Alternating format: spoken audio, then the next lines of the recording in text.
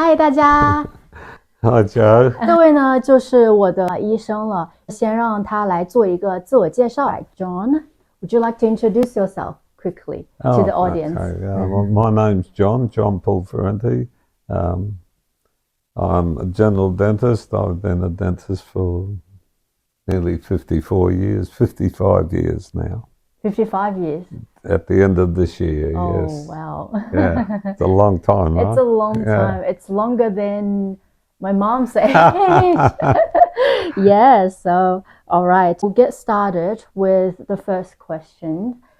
Did you used to extract teeth for orthodontic treatment yourself when you started? Well, no, I didn't, because I was very fortunate. I was in general practice and I always had an interest in orthodontics. Yeah. So I started to look up resources of courses that I could do. Yes. So I think I was just fortunate that the first orthodontic education that I had was from orthodontists who didn't extract teeth. So I learnt those techniques. Yeah. Use expansion if necessary, and then use the right type of brackets and wires that would treat without extracting teeth. Yeah.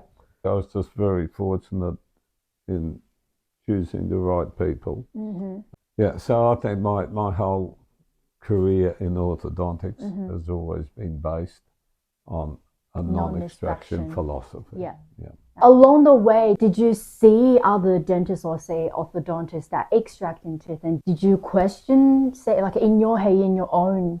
Yeah, did you very question much. and I did mean, you know, I occasionally have second opinions. Yeah. So yeah, there was still, you know, there was still an extraction philosophy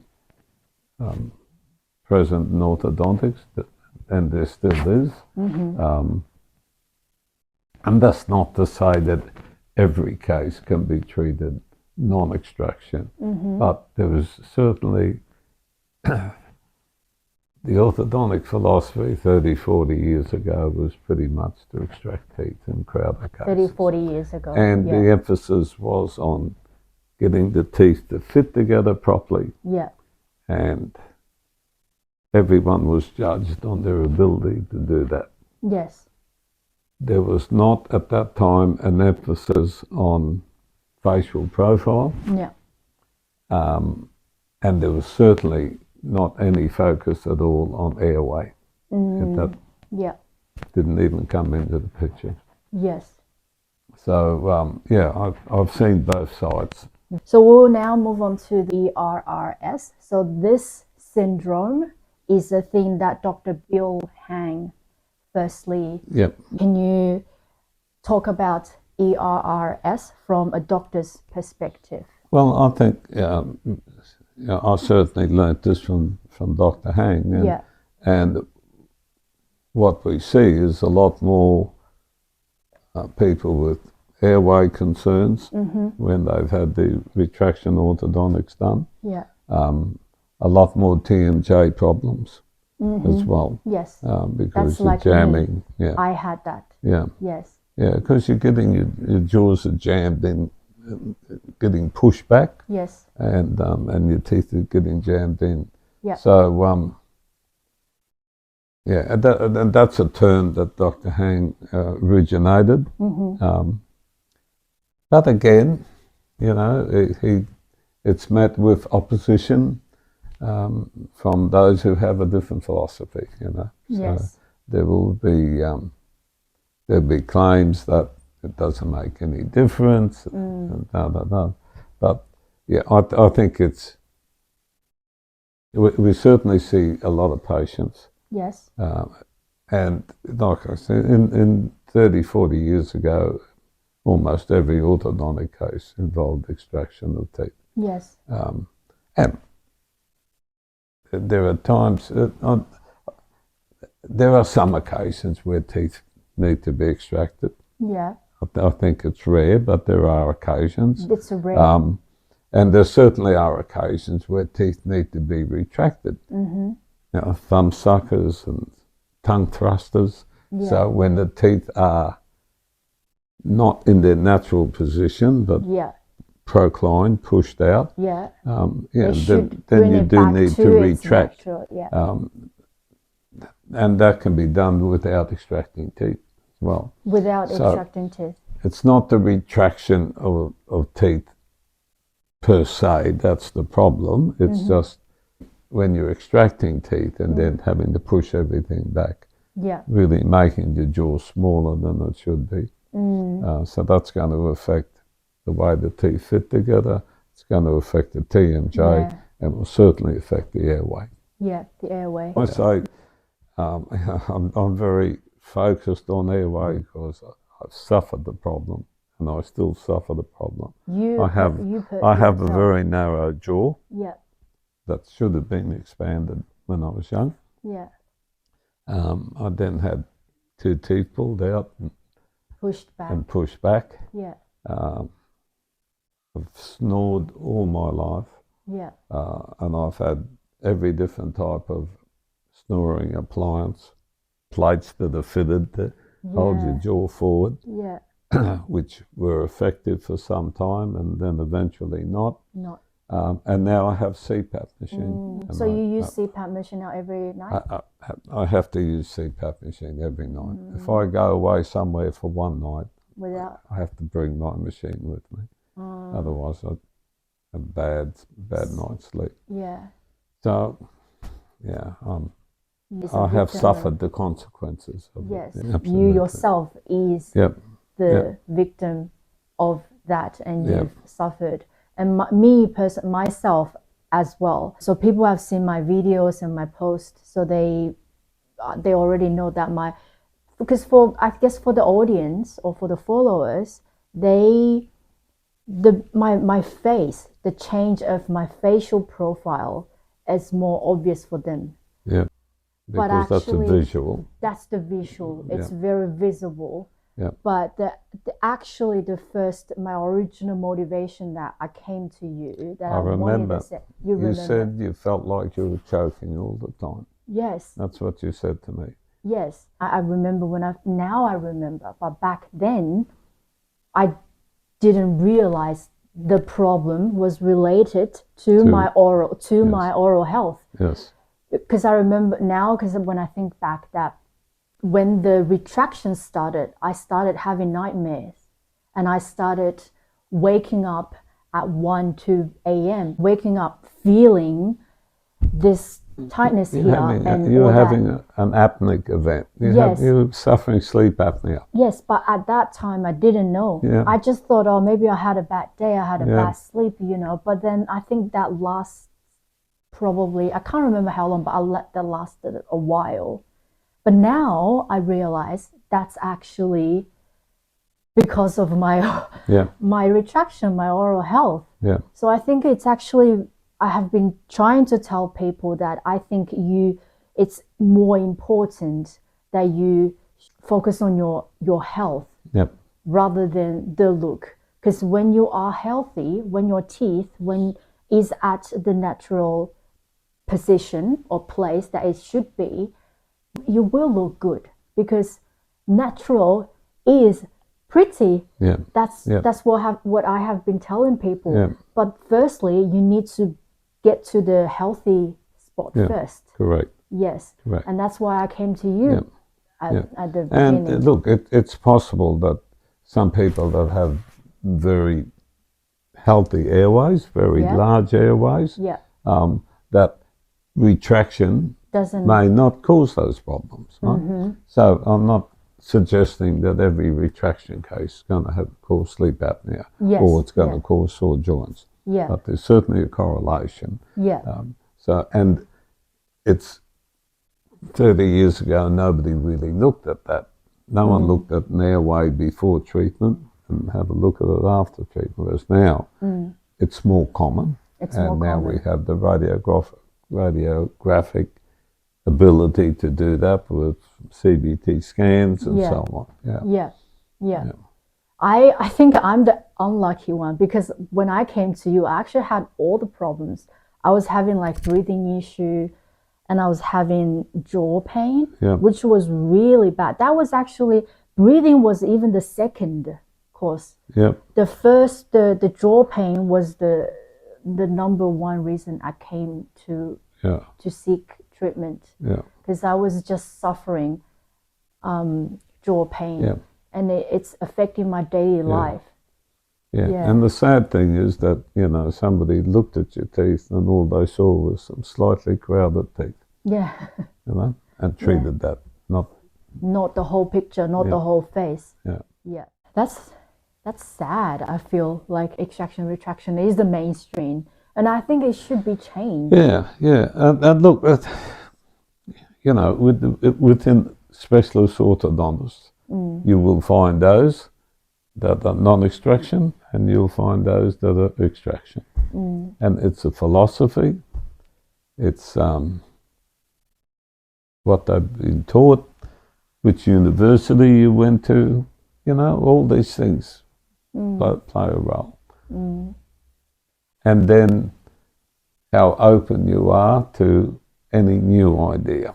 Because it's pretty hard if you've been extracting teeth for 30 years to then turn around and say, oh, gee, we've been doing this wrong, you know? Yeah. Everyone's going to defend their position. Yeah, that's right.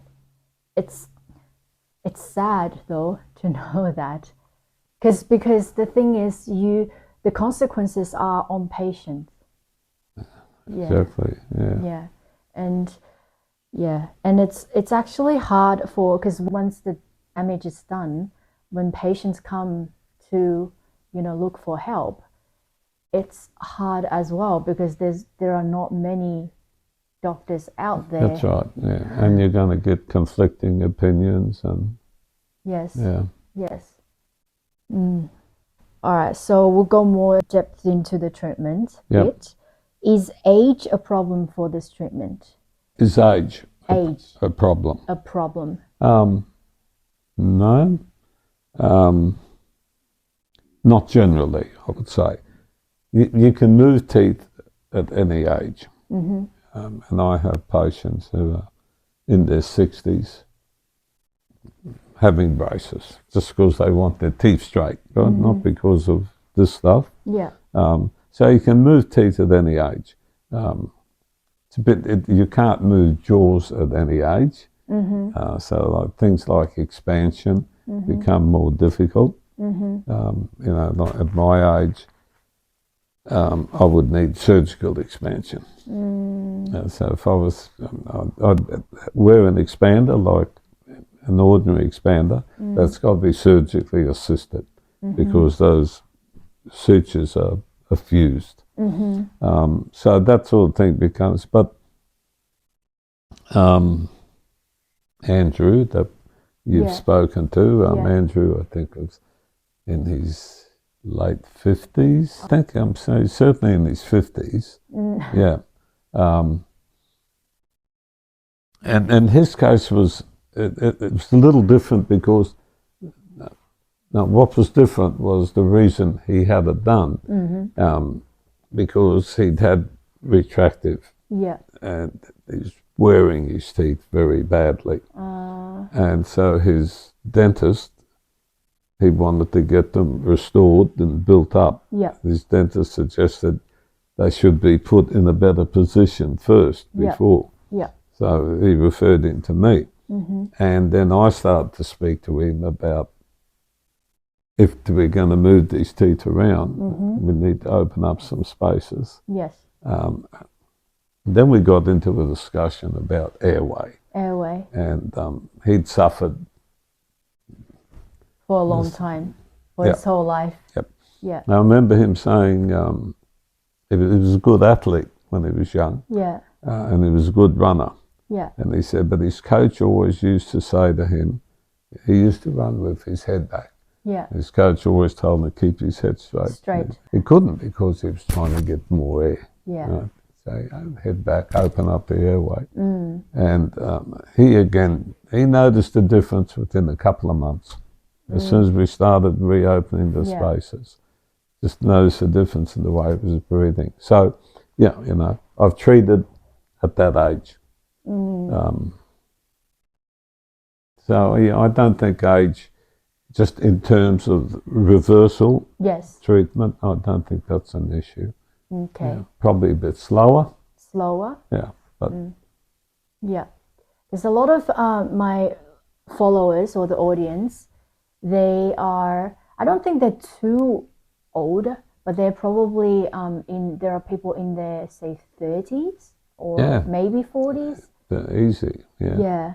And they are worried, and I think they have been told by their doctors that, you know, the older you are, the harder, because your bone is fixed and the sutures infused, and, you know, even with teeth, it's hard to move to you know, move them, and all those reasons. So they're really anxious and desperate. Yeah. It's funny that the other day I was telling you that my case, when I put it online, and then all the followers showed me to their doctors, and the doctor says I'm the exception.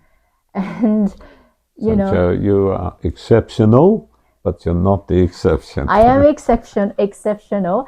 So my name online is actually called Exceptional. Exceptional, but it sounds exceptional. But I'm trying to tell people I'm exceptional. So I was saying that I think it's funny that when they see my case, they'll say I'm the exception. Yeah. So, you know, not everyone can have it done. And then when I'm telling people that I'm not the exception, you can do this, and then they will say to me that they are the exception. Maybe their bone is too bad, quality is too bad. Maybe their condition is too bad. Yeah. So they are the exception that are not applicable to this treatment.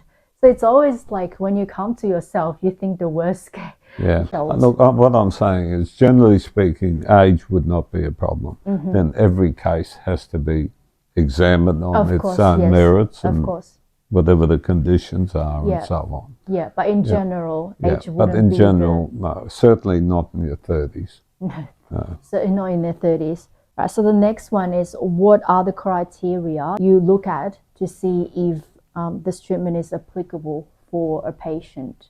So like I said, I explained this before, that the patients in China, most of them, actually 99% of them, have been told by their doctor that the alveolar bone is too thin, therefore it's not doable. You can't push it out. You can't create space. But I've been telling them that my understanding of this treatment is, when you use this appliance, you push the teeth and the bone together at the same time. If your bone stays there and not moving, you just push the teeth. Well, of course, there's a risk there that the teeth will be pushed out of the bone.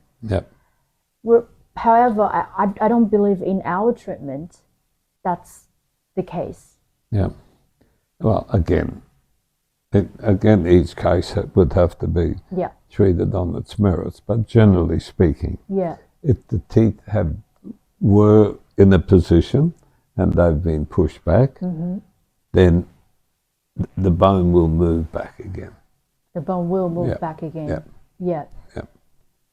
But how come? So when the doctors, when they say the labial bone is too thin, we have to assume we're speaking about patients with good periodontal health, good gum health. Yes. Right? Because if they have bad periodontal health, the gums and the bone has receded. So that then is a complicating factor. You know, so you really, people with bad periodontal conditions should probably not be treated orthodontically anyway. Yes. Right, because there isn't enough bone to work in. But if we're just taking normal cases, normal, healthy, like I said, if the bone's being pushed back, it can be pushed forward again. Yeah. Right? And the bone and the teeth should move together. Yeah. When Before I went to you, I actually had other consultations Yeah. with other doctors, and some of them are in China.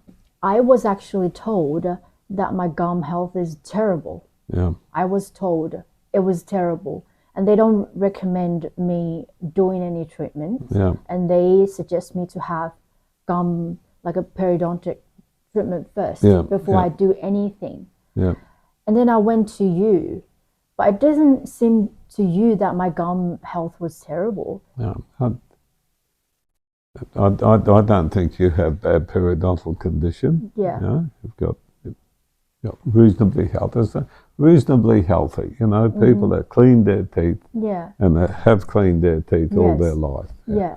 I mean, you know, we see people that teeth are just wobbling around there because there's not enough bone around them. Yeah. But that's already, it's in a very, very bad stage already. Yeah, Like yeah, if they have to be in a wobbling very around. bad state to do But that. But if it's not in that condition, in general. If it's not, again, we're talking about reversal cases. Yeah. You know, if they've been there, they can be put back there. I see what you're saying. Because you naturally were there.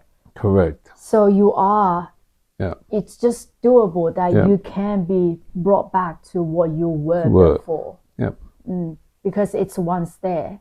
Yeah, correct. I think the reason those doctors are talking about, like, to tell them that it's too thin and it's not doable, is that I don't think they're moving the bone. Yeah. They're simply just moving the teeth, and they assume the bone is not moving. That's why it's too thin, that the teeth can't move forward it's too not much. because it's not because the bones are thick and the tooth is here, so you can move it to there. The bone's like that around the tooth. Yes. So when you move the tooth, everything moves. Yeah. Right? That's my understanding as well. Yeah, they're saying, oh, you've only got this much bone. If you move the tooth there, it's going to poke out the bone. Yeah. But of course that's going to poke out. Works. But that's not how it works. No. Yeah. Yeah, but the problem here is that they don't philosophically understand or believe that this treatment can be achieved. So they will find 100 reasons why it can't. So I think what you've suggested before is that, they keep going to different people until they find someone who believes, who understands it. Yes. And there will certainly be some of these people will have a periodontal condition that won't allow this type of treatment. But we're talking about individual cases. But as a philosophy, if the treatment is being done, it can be reversed. Yeah. So how long have you been practicing the reversal treatment? Because you didn't start doing the reversal treatment straight away when you started doing orthodontic. Yeah, and Joe, I haven't done a lot of cases of them. Okay. Because it's, as you know, it's quite a bit of work and it's quite a bit of discomfort. Yeah. And not many people really want to go through that again. Yeah. So basically they suffer the consequences. And, they just live with it. And there are other treat the symptoms rather than treat the cause. So if someone has snoring problems, sleep apnea problems caused by retraction, there are appliances that we can use to wear at night that hold the jaw forward, that'll open up the airway. There are splints that you can use to help resolve or lessen TMJ.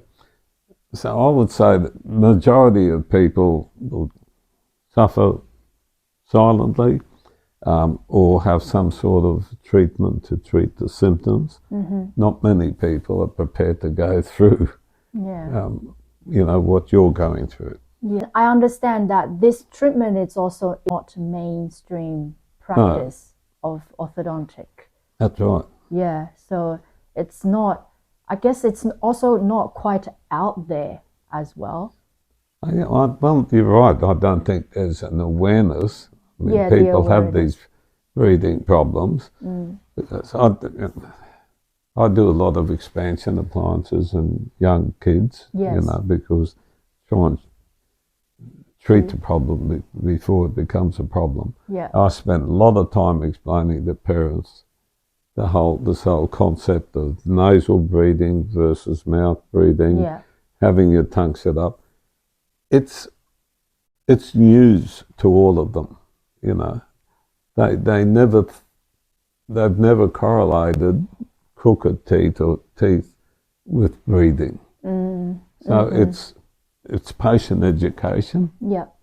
And that has to start from the profession, you know. And even general dentists need to be trained just to be aware of the symptoms, just to be able to recognize not just crowded teeth, but small jaws and narrow jaws and mouth breathing symptoms and so on, so that they can educate their patients, you know, and then there'll be a greater awareness of it. So there is just not a general awareness amongst the general population, and there's not a wide awareness of it amongst dental professionals either. Either the professionals, they're not. Yeah. Yeah. That's There's very sad. little taught in dental degree courses about orthodontics. So once the space is created, is there, with the space, what are the options for people? So there are implants, which I had. Yeah. Well, the options are leave the space. Leave the space. But they'd have to wear a retainer. So things don't move around. Or replace the tooth. Replace the tooth. And then there are different options for that. At the very simplest, a removable denture, a partial denture. A partial denture. And then partial dentures can be simple plastic denture or acrylic denture, or a chrome cobalt metal denture, which is a lot smaller. But they can be replaced with a removable denture. Or there's some fixed options. One of those would be a bridge. Yes. And there are, again, different types of bridges. There's what's called a Maryland bridge, which is sort of got little wings that are bonded onto the teeth on either side. So it's pretty much a non-invasive technique.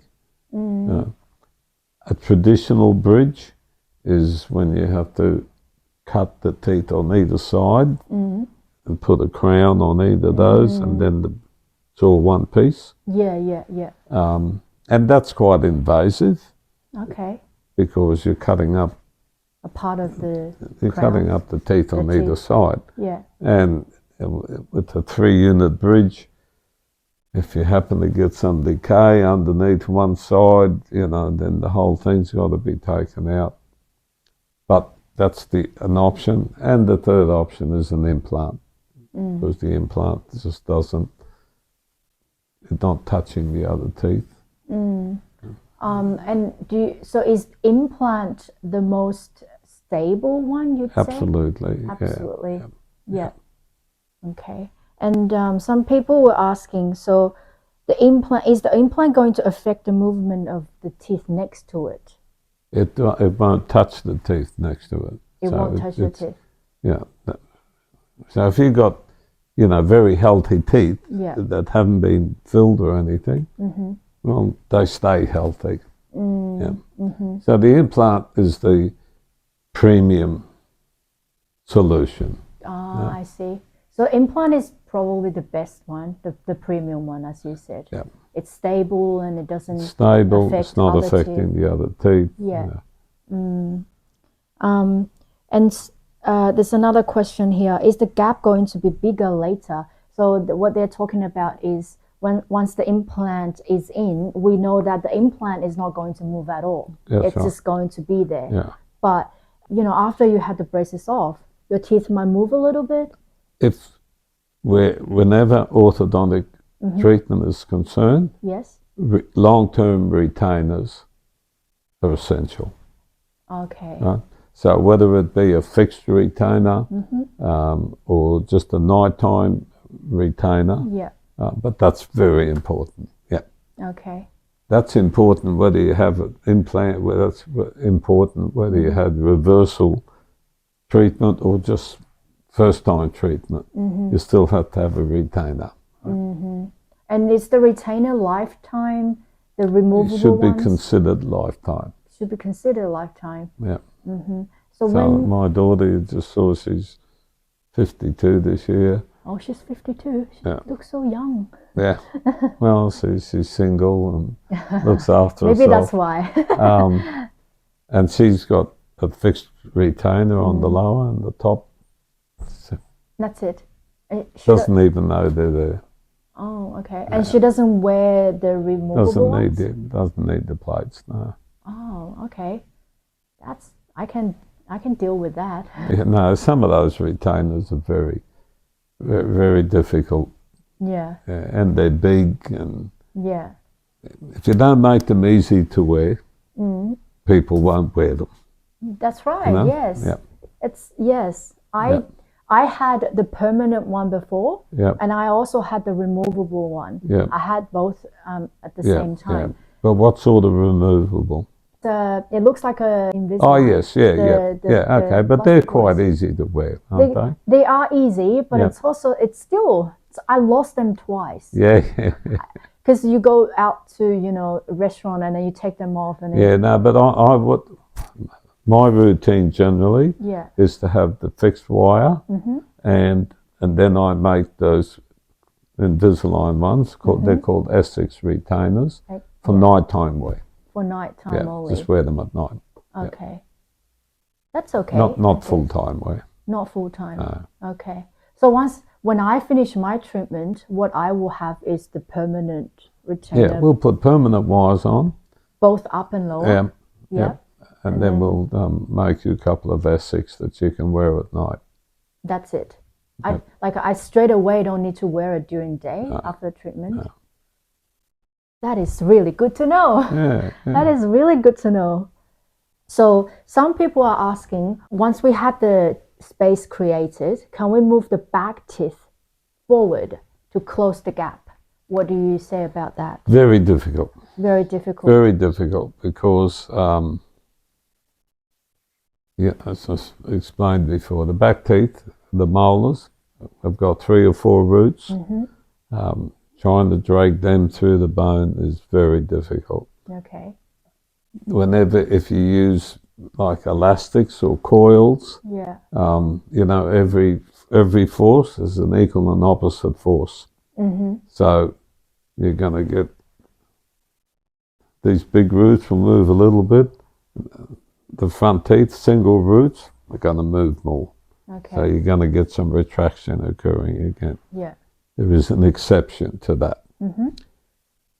You can use what we call TADs, which are temporary anchorage devices. Yes, like a nail. So they're a screw that's screwed into the bone. Yes. And then you can use elastics or whatever to bring the teeth forward one at a time. Because the screw in the bone, the bone won't move. So only the teeth can move. So that's a possibility. That's a possibility. It's a very slow process. I mean, it could take years to get those teeth. You'd have to do them one at a time, and it can take a long time. It can take a long time. So theoretically, yes, it can be. Yes. Practically, very difficult. Okay.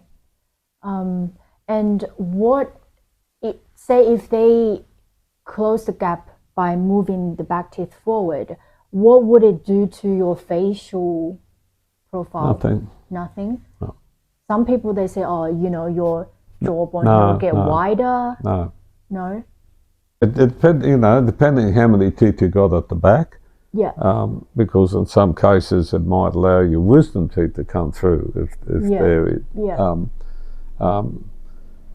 But no, it won't affect your facial shape or even arch shape back there.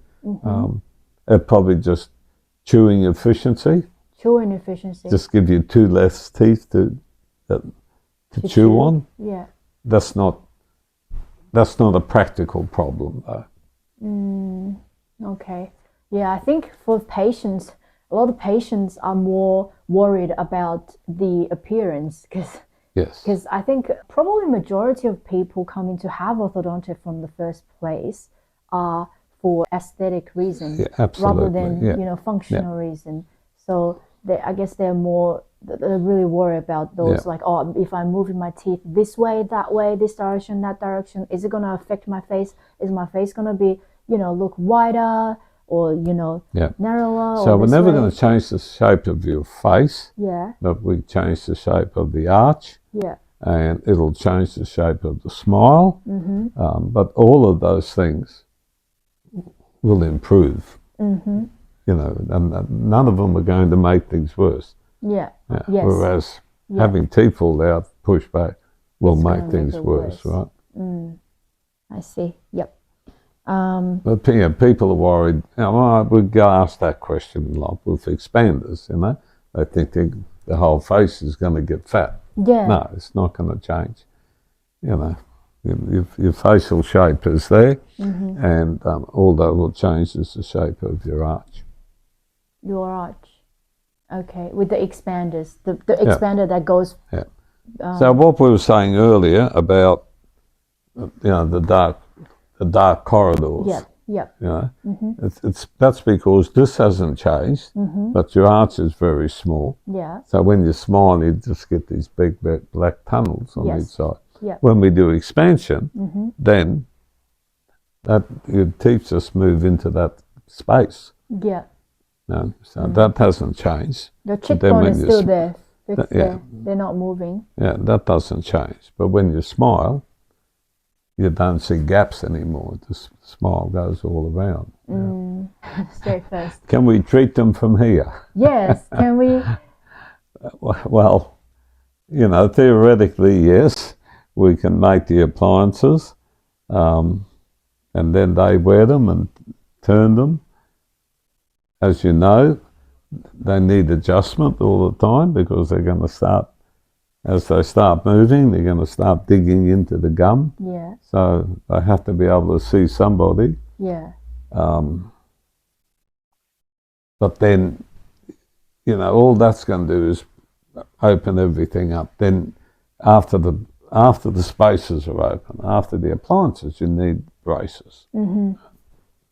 So someone's got to do that. Yeah. And do you think it's doable if they, for example, this person come to you to create the space, and then you created the space for her or him, and then he then will move to another dentist to do the braces part. Do you think that's... Again, would you recommend theoretically, it's doable. You have to find someone who's prepared to work under those circumstances. Yeah. So if you go and see an orthodontist in China and he doesn't believe in all this stuff, is he going to then say, yeah, I'll put the braces on after you open up the gap?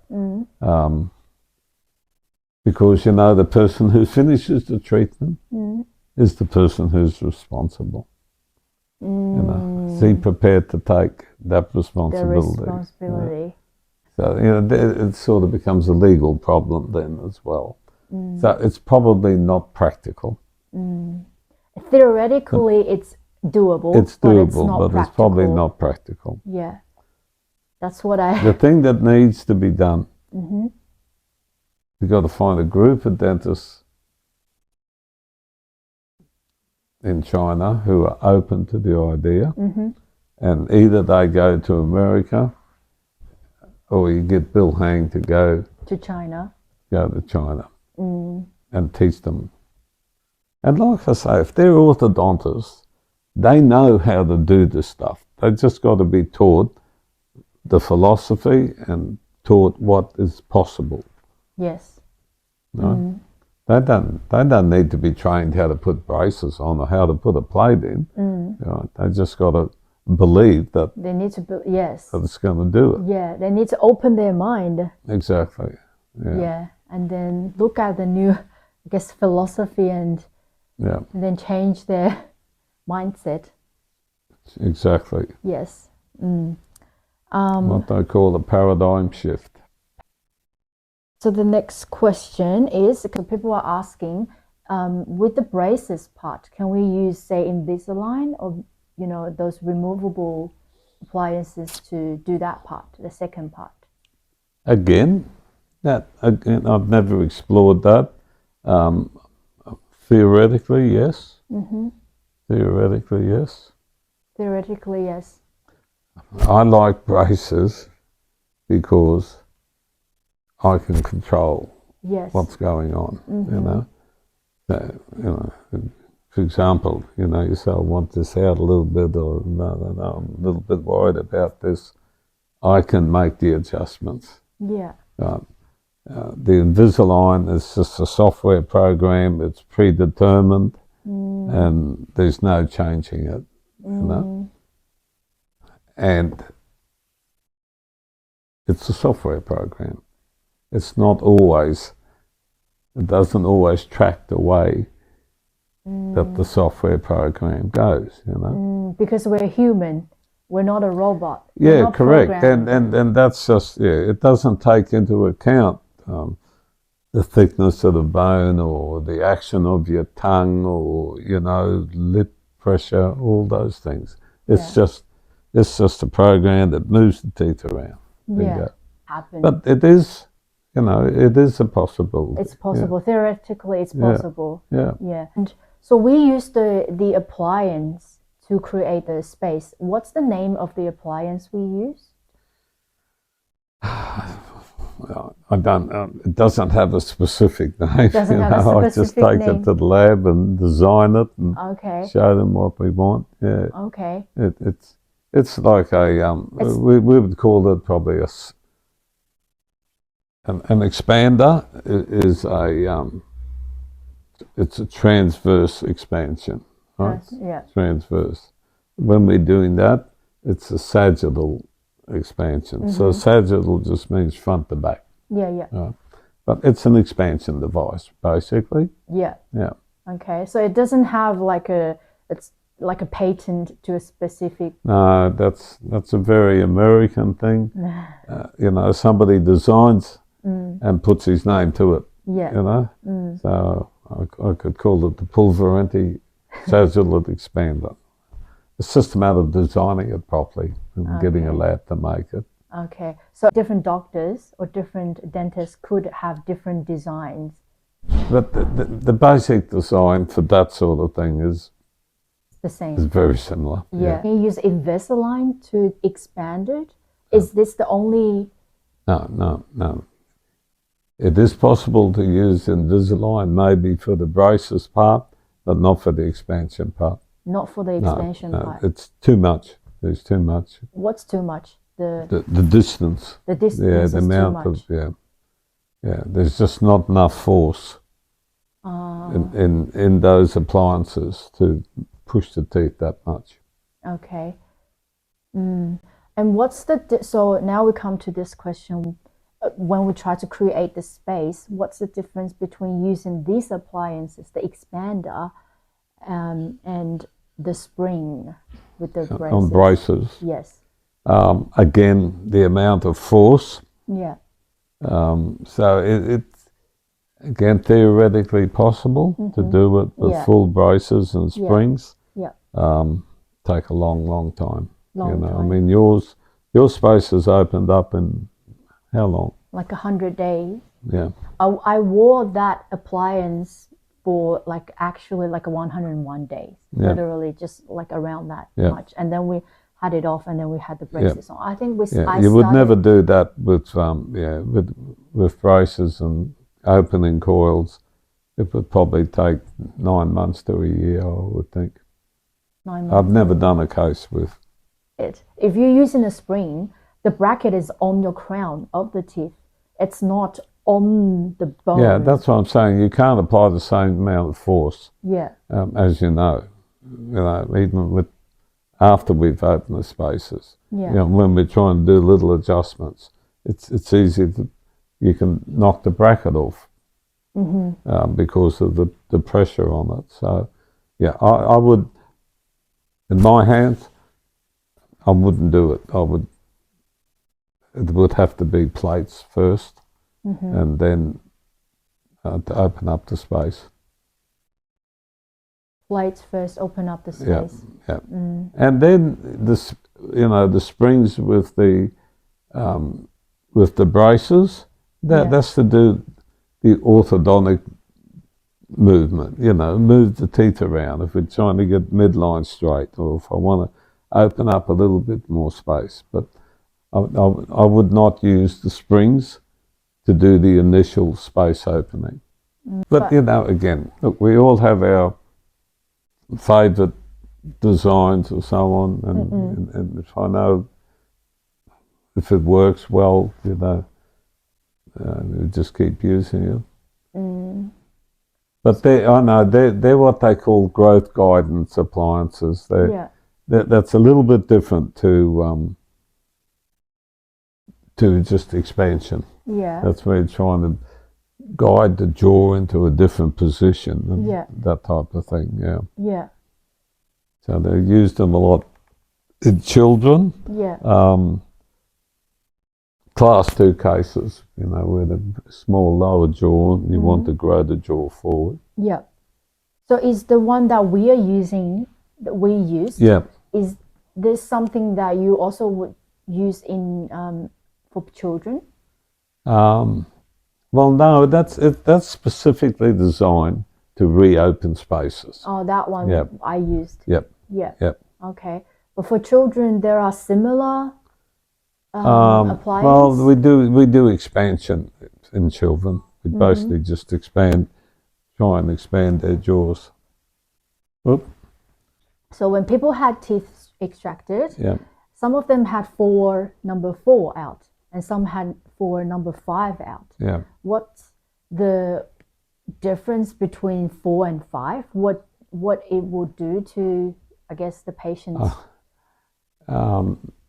Very little. Very little. Very little. I remember Dr. Mahoney discussing this at the course, and people had a reason. They think there's less retraction when you take the 5s out. I think that's the thinking behind it,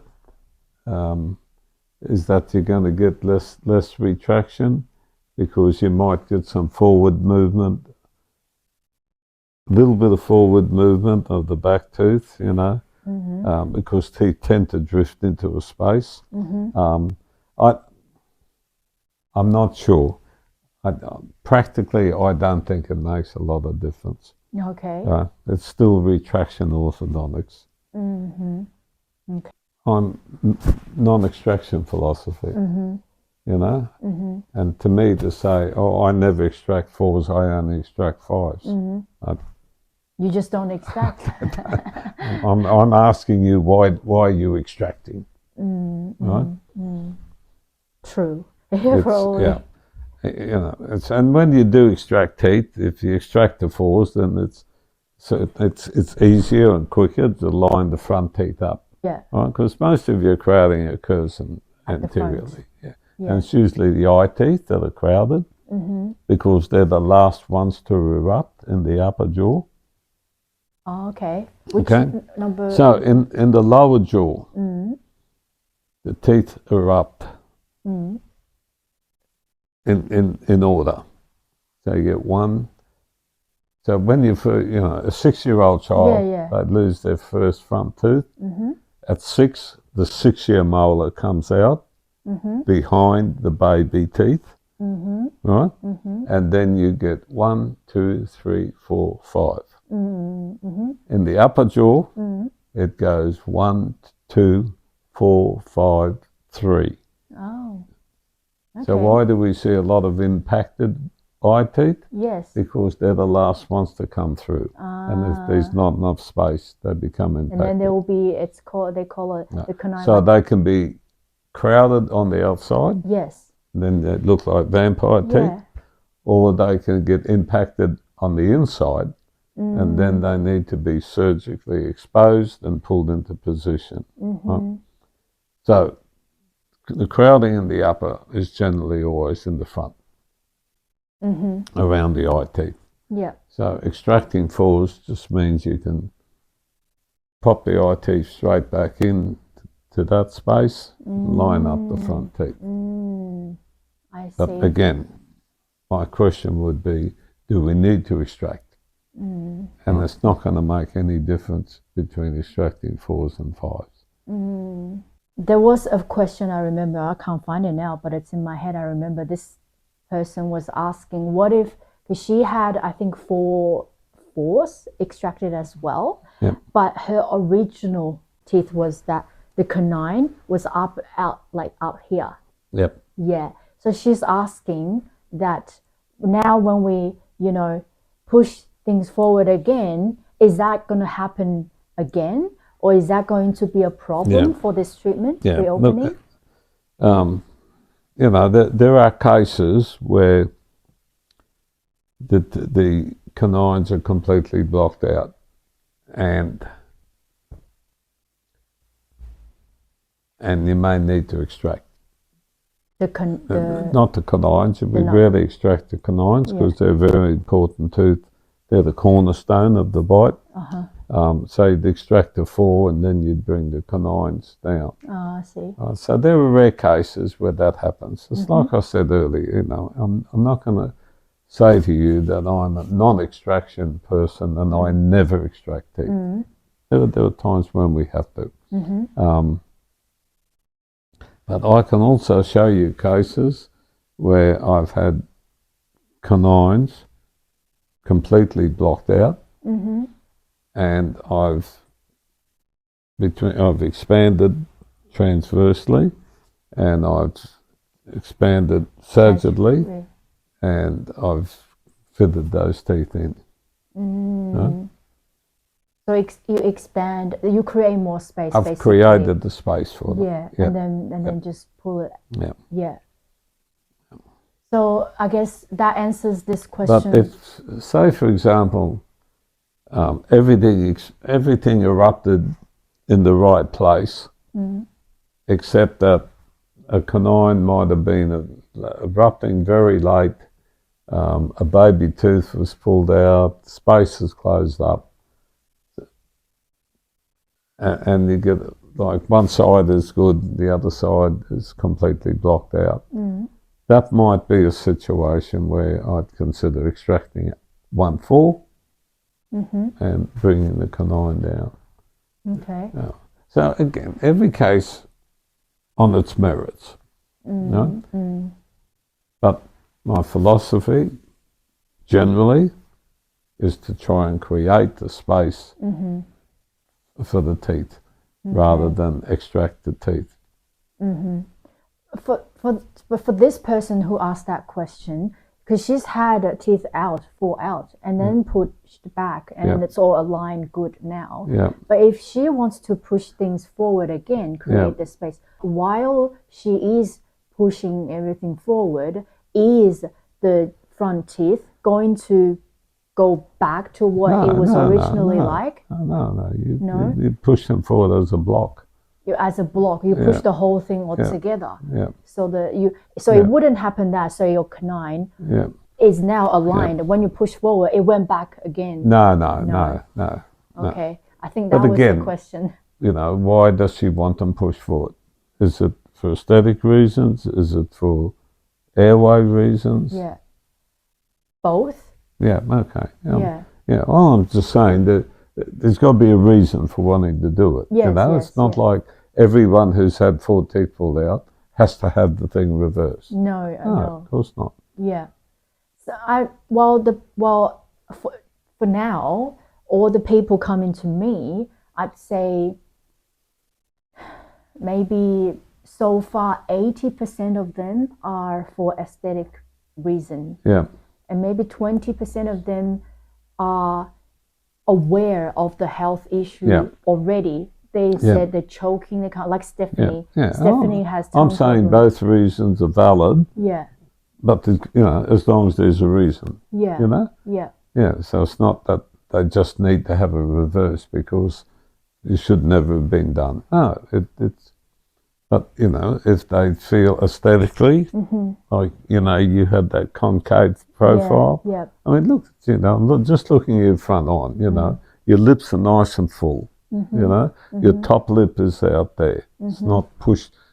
It's not under your nose. It's in front of your nose. It's in front of your nose. So if those sort of things are a concern, then obviously that's.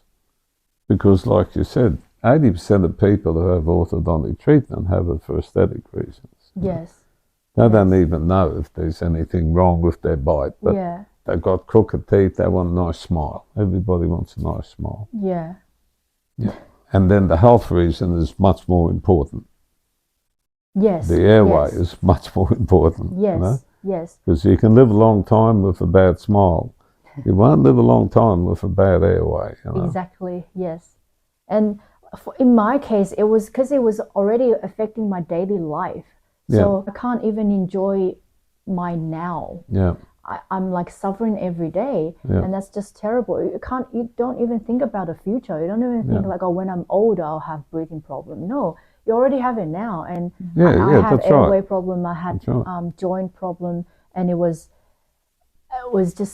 really very painful for me. I remember that time, and I'm really, really, really grateful that you actually fixed me because now I'm pain free. Ever since I started doing the treatment, from day one, I wear the appliance. Yes, you did. My pain was just gone. I never had it again. Well, okay, like I think I had. Now we are 1 year in the treatment. I had the tension there maybe once or twice alone in 1 year, but that's, I think the joint pain is not only because of your oral health. It's also because I'm in health profession, like I'm in medical. So I also know that it's also related actually to your muscles, like your back and your face and your everything else, and your posture and everything. So I think the joint discomfort that I had later twice, literally just twice, was not related to my oral condition.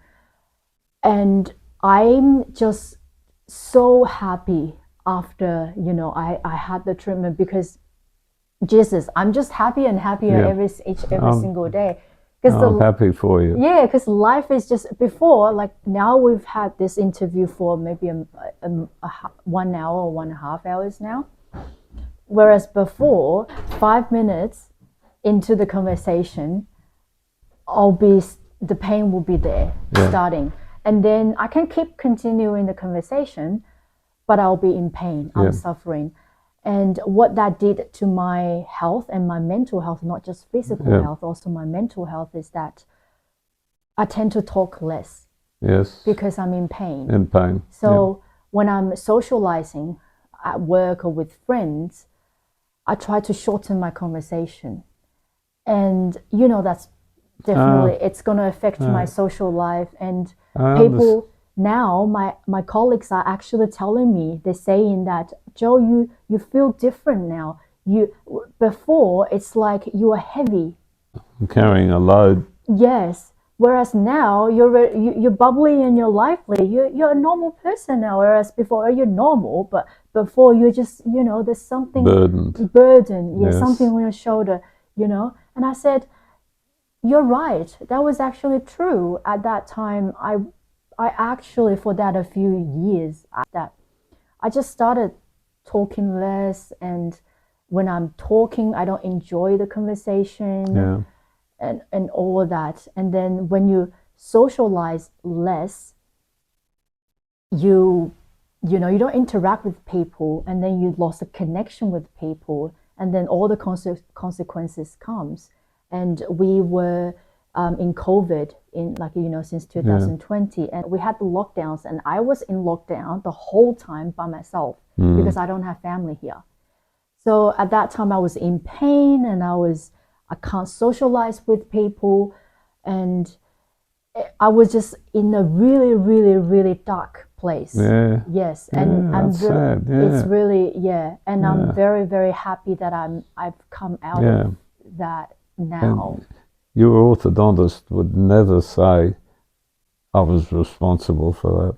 No. That's how you need to see a psychologist. Yes, exactly. That's what Stephanie's dentist has told her, that you should go to see ENT surgeon, you should go to a psychologist, because she's been telling her that, my tongue has no space to put. I'm constantly rubbing my tongue on my teeth, and it's painful, and I can't sleep at night, and I can't breathe. Like she said, she can breathe normal before, but now she has to sleep with 2 pillows because she has to lift her head up, and all this. And then the dentist is saying, what are you talking about? Your mouth, the tongue will always fit there. It's impossible that your tongue is not fitting. And and when she tried to tell her that, my friend, she was referring me, but my friend had her bone regrow like 4 teeth space. What do you say about that? And then the dentist said, first of all, she's the exception. And second of all, bone doesn't regrow. I don't know what happened there, but it's not doable. It's impossible. And then Stephanie was like, but it happened. What do you mean it doesn't regrow? It happened. But anyways, those are the majority of people that come to me. They have the similar problem, issue.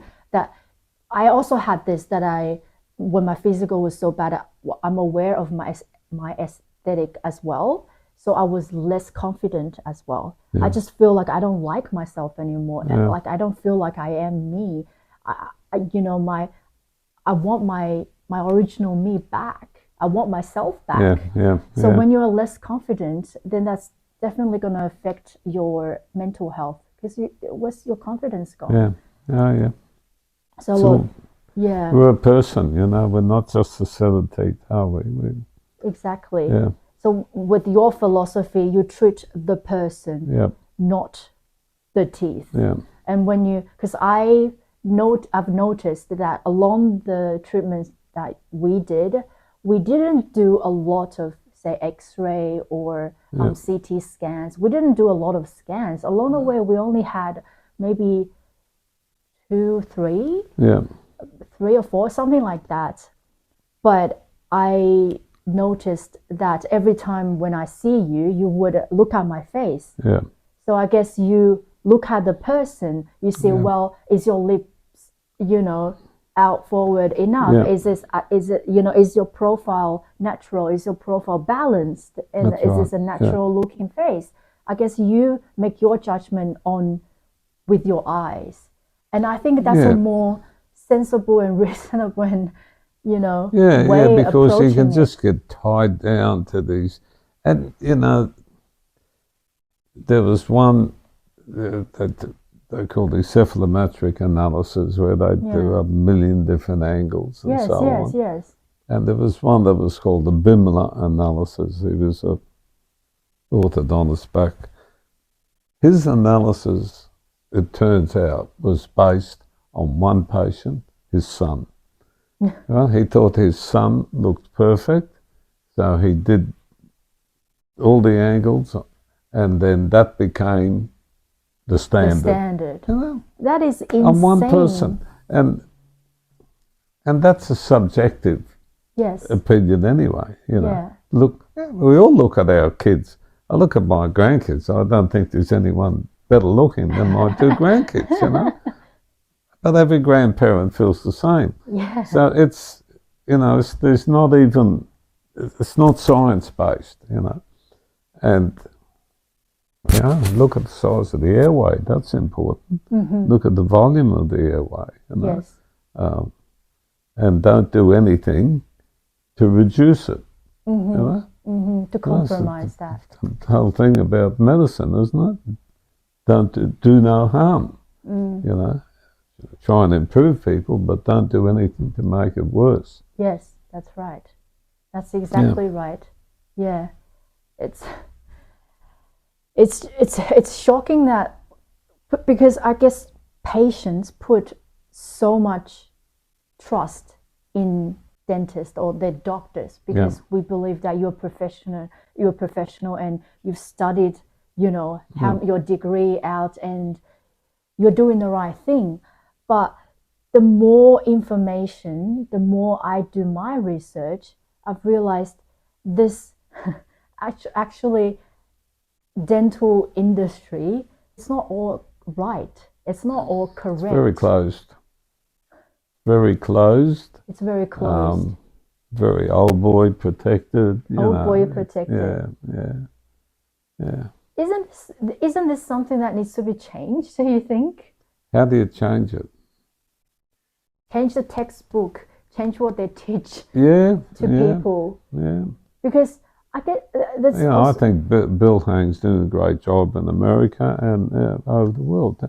But there was another guy in Britain who was the guy that got Bill started. John Mew.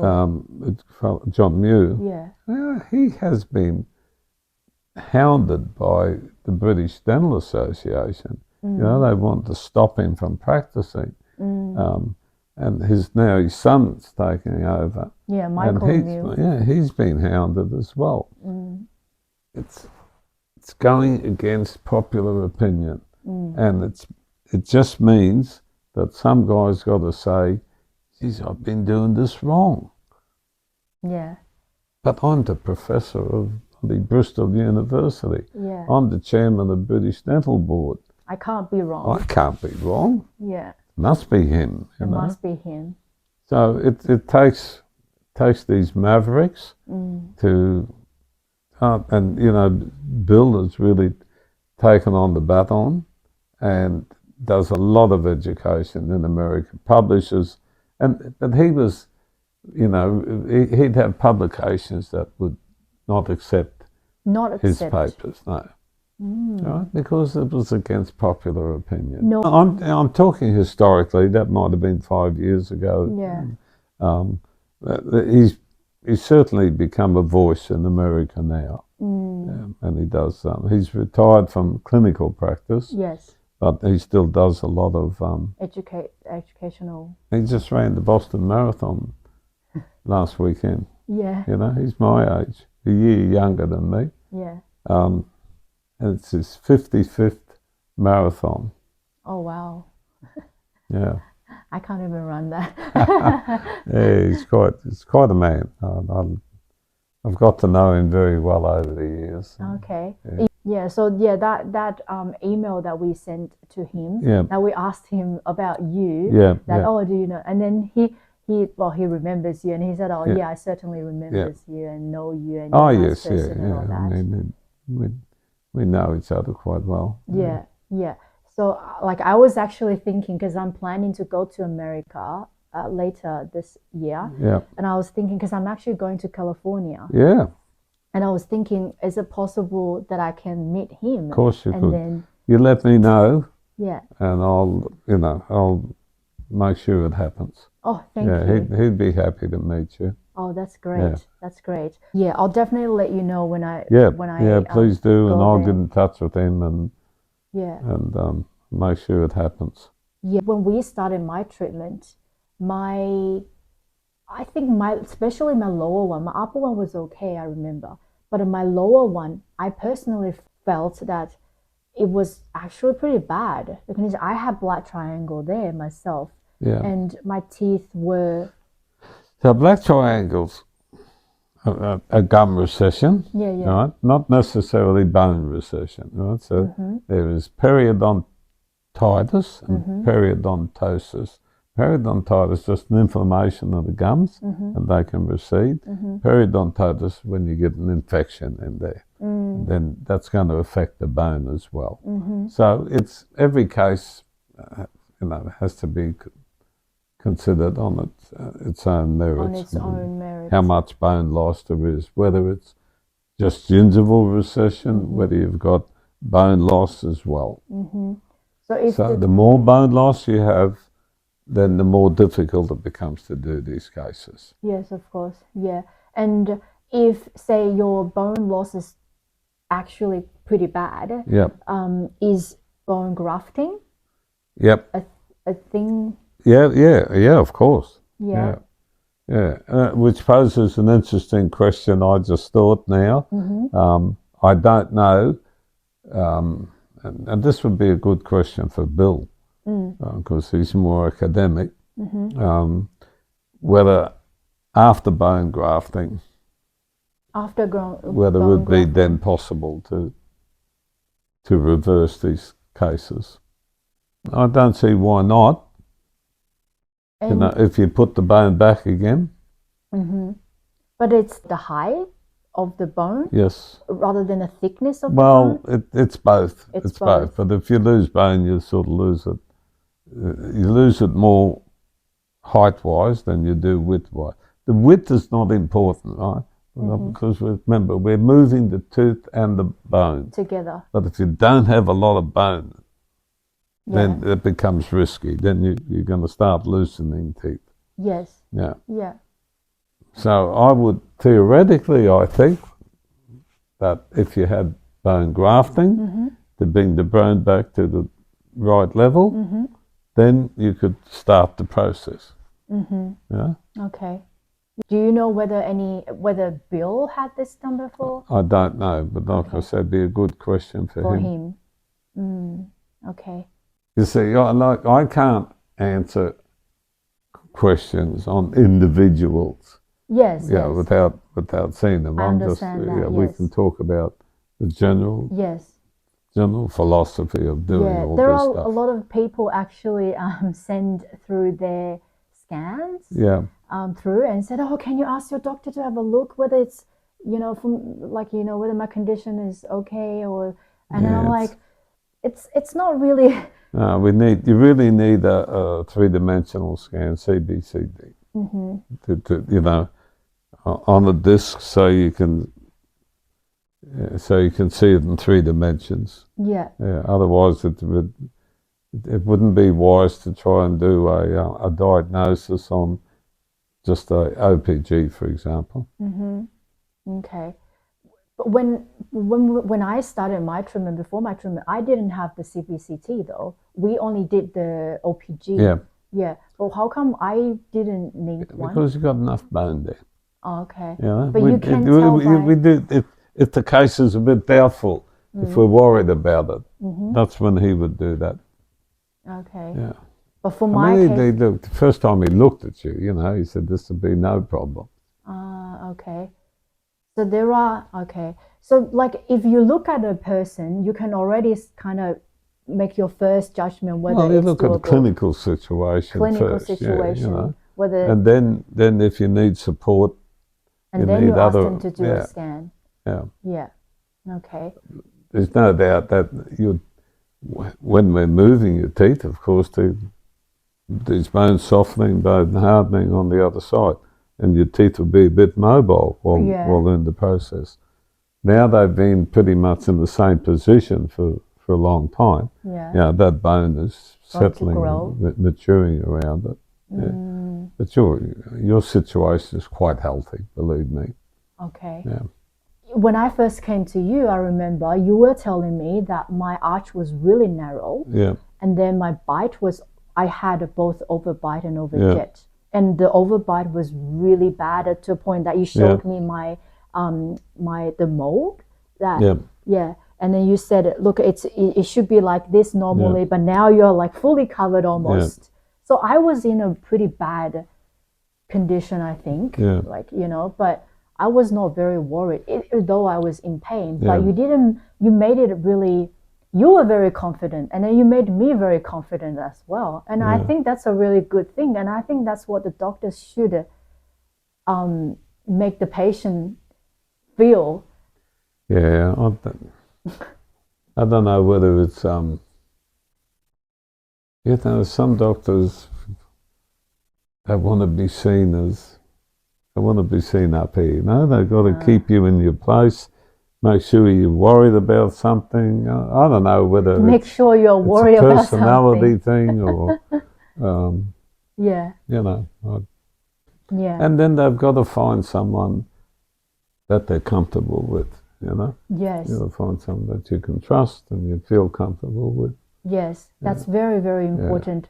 A lot of people mentally like are traumatized by the first treatment because they had a lot of trust in that person, but then it didn't happen the way it should be. And then now when they went back to this, some of them haven't even finished their first one. They already, the patient themselves realized the problem. They're like, oh, this doesn't look right. I want to change it, right? And then next time when they went back for their appointment, they'll tell the doctors, oh, I have this concerns that this. The doctors would deny it. They deny it. And then there was some people, they'd be like, you know, I actually have an overbite. Look at it. Yeah. And then the doctor would say, no, you don't. Yeah. You know, and this is just terrible because yeah, it is. It's they just can't say, oh yes, you actually have this problem, maybe we need to fix it, and maybe I did something wrong. You know, it's really hard for. And it's also recognizing where the problem lies. You know, take some deep bite problems or open bite problems. Mm-hmm. Sometimes they're tooth problems. Tooth position problems. Mm-hmm. But sometimes they're jaw related. Yes. You know? Yes. So if you've got a top jaw that's like that and a bottom jaw that's growing like this, you're going to end up with an open bite. Yes. No amount of orthodontics is going to close that. Okay. It's a surgical problem. Mm-hmm. So it's just also recognizing what the cause of the problem is. Is it dental? Is it bony? Mm-hmm. You know, is it a jaw problem? Structural. Or is it just a tooth problem? Yeah. Yeah. Because the direction of growth. And all that's affected by narrow jaws, you know. So a very narrow jaw will affect the way your lower jaw grows. Because the teeth, your back teeth come down further. They should be like that. They're like this. So the back tooth bites sooner, and your lower jaw, you know, lower jaw is on a pivot. It closes like that. Mm-hmm. So if it's touching sooner at the back, it's going to stay more open. You know, if the top teeth were further up, that would close up more. So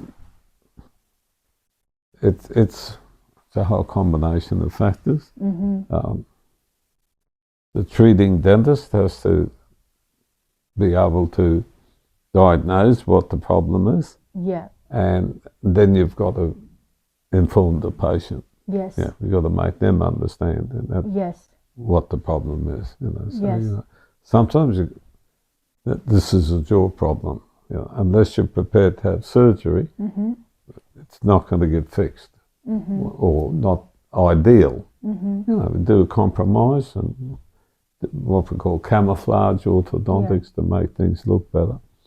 So it's all those things, but it really comes down to trust.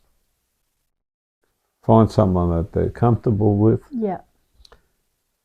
And find someone who's a bit more open-minded. A bit more open-minded. And find someone, I think, who's treating the person rather than just the teeth. When they look at you, they look at you. Because some people like me before, right? My mouth here, this area, it's concaved in so much, it's very visible already. Yeah. But the doctor didn't think it's a problem, never said anything, and still keep retracting. And never, you know, and I actually didn't notice it either myself, because I actually don't really focus on my appearance much before. So like I said, I came to you because of the health reason. But then the aesthetic actually came later. When I realized I looked worse, I was like, what have I done to myself? You know, not only physical health is worse, my appearance is gone as well. I wouldn't say I'm like, oh, so pretty before, but I was happy with myself, you know. And then after that, I'm just like, something about me is not right. I can't tell what it is, but it's not right. I just felt it's not right. And then, yeah. Oh, and there's one more thing I found interesting is that the doctors, they always put a line here. They'll be like, oh, this is the E line. I don't know what it refers to, like an E line. And then they're like, the patient went to the doctor, said, oh, I'm like, it's a concave and everything. And the doctor will be like, look, it's still within the E line. No problem. You don't have any problem. And then the doctor is like, are you blind? Can't you see this? But they're just so fixed on the, so-called standard. They've got your teeth fitting together. They look at your teeth. Like it should be at this percent. It shouldn't be, for example, like 80 degree. Then it needs to be at 80 degree. I don't care what other things. It needs to be like this. Then it will go there. But it doesn't fit your your face and all that. Coming towards the end now, would you consider doing online consultations for patients in China? Online consultation. Look, I would be happy to give an opinion. Give an opinion based on whatever information they can send me. But it would just be an opinion. It wouldn't be a formulated treatment plan because trying to treat people online is very difficult. It's I know what you're saying. What would you have in mind? Consultation in terms of like, obviously, because like when we started our treatment, I remember I had 4 consultations with you before we actually started. I saw you 4 times. And every time you give me more information. Like, like get into depth. So I guess for some patients, because they are worried whether this treatment is applicable to them, first of all. So, and in China right now, everyone is just saying, no, it's not doable. So they're getting the rejections. So I think what they want is, I might not be able to come, say, to Australia or to overseas right now, just, for one. Some of them are willing to do it, actually. Some of them are actually asking me like, oh, I'm actually getting a visa, I'm applying it, I'm coming to Australia, can you introduce your dentist to me? I'm like, if you come, I will help you, of course.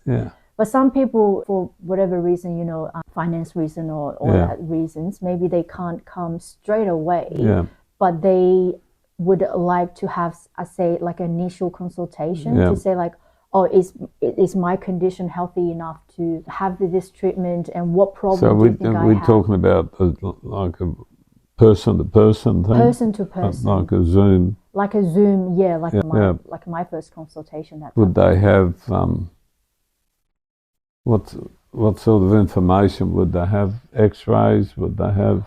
Whatever you need, they will provide. So for example, X-ray, CBCT, or whatever you need them to provide, they will provide. Yes. I think they're just so desperate that they need to have at least to start with an assurance. Yeah, look, I'd be happy to try it, right? And I'll do what I can. I would certainly want an OPG. If if they had any sort of photographic records like you had. So are these patients that have had treatment before? Or? Yes. So they're all like me. They had first orthodontic treatment already, had teeth pulled out and then retracted, and they are seeking second treatment to push them out, to recreate the bone, the space, and basically trying to bring them back to what where they it were was. before. Look, I'd be happy to give it a try. Okay. And see what what I can do, right? Okay. It'd be great if they had no PG. OPG. It'd be great if they had any sort of photos, especially pre-treatment photos. Pre-treatment photos. Yeah, and then, you know, if it's one-on-one on Zoom and I can see their face and get them turn around, look at profiles, I'll be able to form an opinion, you know. Okay. And do you need, say, CBCT scan or just OPG? Not initially. Not initially. Not initially. Okay. Yeah, let's just do like first consultation. First consultation.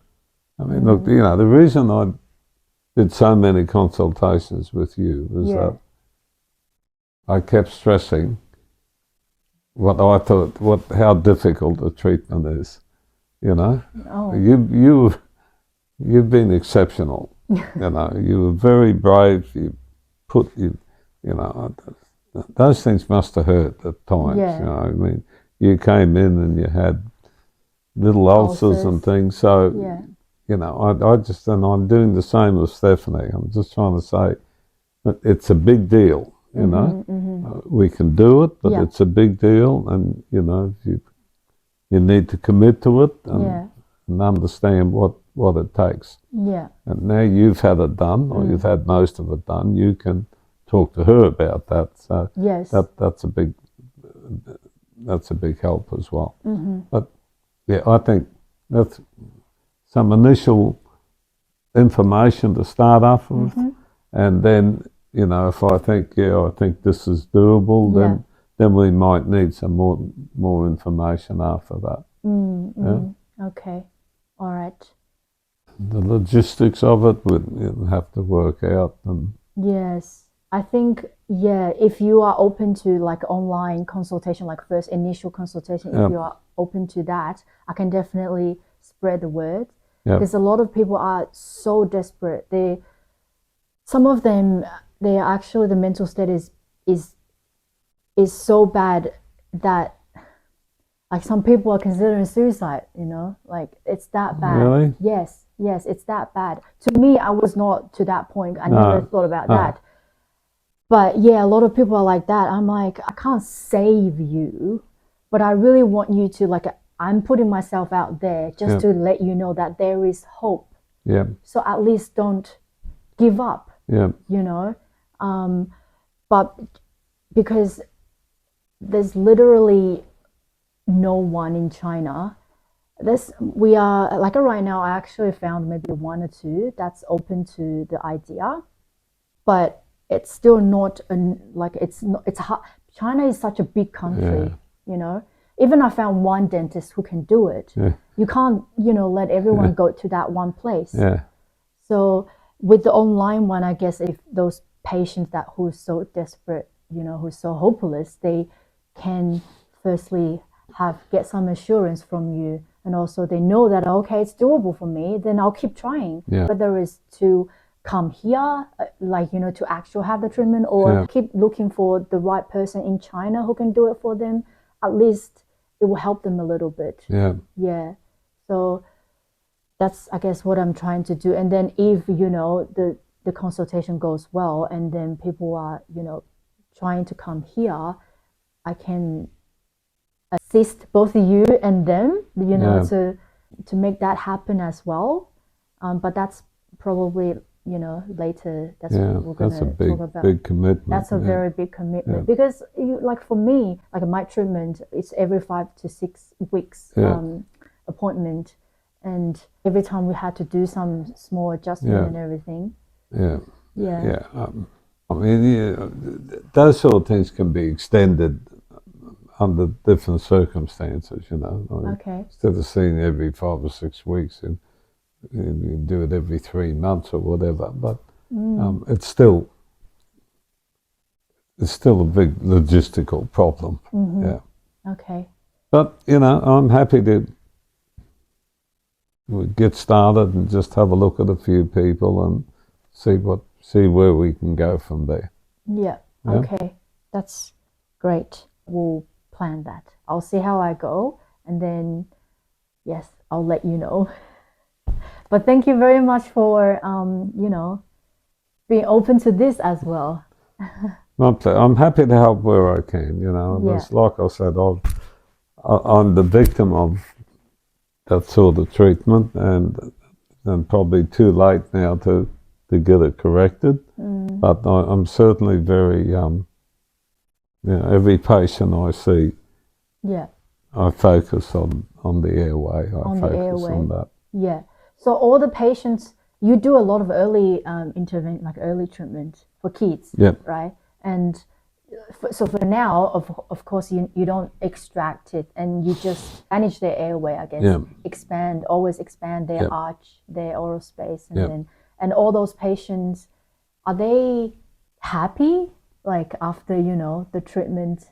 Well, you know, it's standard treatment to them. Yeah. You know, I occasionally get someone for a second opinion who's been advised to have some teeth out. But generally speaking, I'm just seeing patients of the practice. Yeah. And, you know, that's the treatment plan we present. So, you know, for them, it's just standard treatment. Just like 30 years ago, it was standard treatment to pull 4 teeth out. Yeah. You know? Yeah. So, yeah, you know, I think patients are happy with the treatment. You know, kids are always happy if I say we're not going to pull any teeth out. You know, they don't want teeth pulled out. Yeah. Not for any of these reasons. They just don't want teeth pulled out. Yeah. Just. Nobody wants to line up for that just for fun, you know. Yeah. So, yeah, I think. All right. I think that's it. That's been quite a session. I know. Yeah, wow. Is it 1 o'clock? Oh, is it? Wow. Oh, how long has it been on this one? 2 hours and 9 minutes. Yeah. Exact. That's very great. So I think we're gonna stop the video now. 好，那今天的采访呢就到这里了。以上呢就是我跟 John 聊的这些内容了。后面如果大家有什么问题的话，可以再问。今天还是有很多好消息的。John 呢，他有说他是 open to online consultation， 就是网上的这个面诊。所以后面呢，我会花一些精力来促成这件事情吧。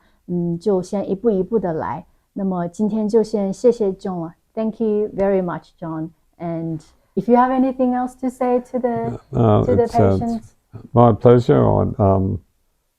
I admire your zeal for this. You're taking on a mission, which is really important, and a lot of people should be very grateful to you. So I'm happy to do whatever I can do to help. Thank you again, and we'll see you next time. Sure thing. See you next time. Bye.